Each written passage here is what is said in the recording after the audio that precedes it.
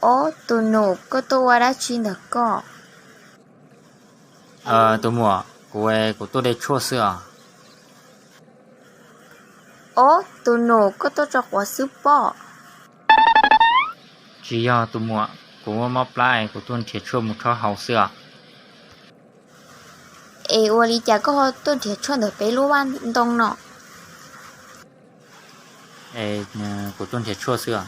Chỉ một chua chế của tôi là cá bể chế. Ô, linh thở lọ.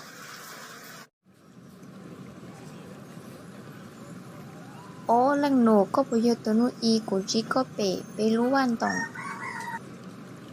Do mà tôi mua nó gì ưu sinh trí gì tao không coi có đông bê hồ bị chàng. Ô, tụi nụ của luôn bé hồ tiệp bà giang nọ. Ê, yo lý có luôn bé hồ lý chả nọ. Cậu lá cậu về hồ ly căn cứ nào. Ô, yo lý tụi nụ căn cự. Yo lý có yếu tố mùa đá chỉ. Cậu lá cậu về cậu yếu tôi muốn vô mình chỉ không tí khư tí sữa. Lọ, linh thở lọ. Nhớ rằng là từ một bài giảng nó nào có dùng một đất chỉ chả có tôi rộng đây nó. Tụi nụ căn cự tự do tiệc của yếu tố mùa yếu mình chỉ không đạn trong sơ ngõ. Ấy con nè, họ yếu tố mùa ở đã chịu chả có họ tôi nhớ tại nó thế. Ồ đó, nhìn ta đó. Cô chè của yếu tố mù theo lưỡi đạn trong vô xếp và tàu mình chỉ nhẹ là xí nè ha. Lọ, do linh tạo chè ứ mùa kèo. Ô tụi một bài giảng ôi dài chính cho các sách có người tư sinh trí tàu bên không nó có chuyện hà cho cái nhẹ cố xưa có dùng một đạn trong lý chà mà có chỉ một cái nhẹ nào á. Ô, là do na của gió bé chê trong ý nhà họ. Ô tụi một bài giảng có sao đà chạy cánh trời con hàm được có tia chạy nó y ưu sinh trí là xưa nè. Nhà của nhà coi có cho trường xe trừ đầu cho tôi chạy của chỗ vòng để nó xưa. Ô, chả có hai lũ sát chỉ tàu của lì. Có chỉ bao tiệc của tớ ra để tàu ở bênนู้นnó là chả. Giờ chạy của hai lô sách gì tàu có hạn chỉ trường xe thì là mà.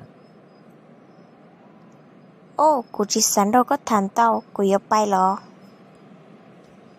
Bài là cả chi bài là mà có chỉ trường xe thì rồng câu cơ thiệt ta chỉ đã đây lệ chỉ trường xe chỉ cả lệ thâu từ giờ hai tiền này chơi đã đây thiệt chơi tụ chế thiệt chơi ô trừ cá mà lịch tôi một thằng ô cha tư thật tỏ chơi nó nọ là cha chỉ bỏ chơi là một người này nửa thứ một chế lợi chế chỉ một chế lò của tàu một chế thép bó chạy ở bên nó họ chỉ bỏ ba giang nè bây giờ chính trị ba giang đi là ta chỉ mà nếu chỉ chuyên xe này cả liền giờ thì chính trị là cả liền mà thế rồi ở bên nó này cô đã để thép bò thế cái rượu này cô cho tụi chị nhanh chỉ chuyển xe là thế cả liền mà là rượu thì nó tối phải xí nếu họ buổi tối họ bỏ nữa từ rượu nó tao này để tầm bộ nó ôi chả họ chỉ bỏ này tôi lên này trên nó chỉ ra tôi cho kiện nó là bỏ nhiều xài nhiều đi chả này ôi chả họ rượu để nó tỏ tụ bỏ chuyên xe đây này chuyên xe tam bộ là chả dù ho chả rộn để nó tỏ thế một xe trộn nữa là chả ô đi chạy nếu sợ xí tôi xong tao lợi thế chạy chỉ này tao từ lò nà chạy kinh chả cố tả lý rồi chơi nếu chuyên xe bộ lý nó y theo. Ô, chả nhìn chứ một cắn cử đấy chỉ tôi giờ hoàn tại hello chỉ bảo tiệc của tôi là bọn nữ nó chả ô cắn cử ô li chả có chỉ tôi nhớ được có thì à ô chả có cũ ghê dùng có xin gì luôn li cú lá cú ấy cú tôi kể ô xí xưa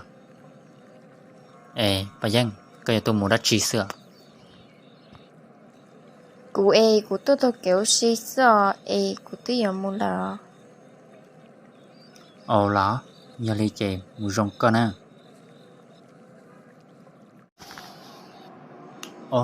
tụi mua bà dân ô chà mà nói giờ mong đã chỉ ô chà ở tất cả tàu xin gì rồi thế cái tôi muốn đã chỉ nè ô chứ sao mong sợ bà dân giờ cái hai tiệc ở trong phòng nè giờ linh đạo có bỏ cả giờ của tôi luôn ô cái tôi tiệc của chú chân xe tiệc thầu tư là của nàng chẳng giờ có sư ôi chả có chẳng nhìn nhẹ của lại tiệc cô tao hai linh đạo cơ mà ta chỉ từ nhìn nhẹ coi là nè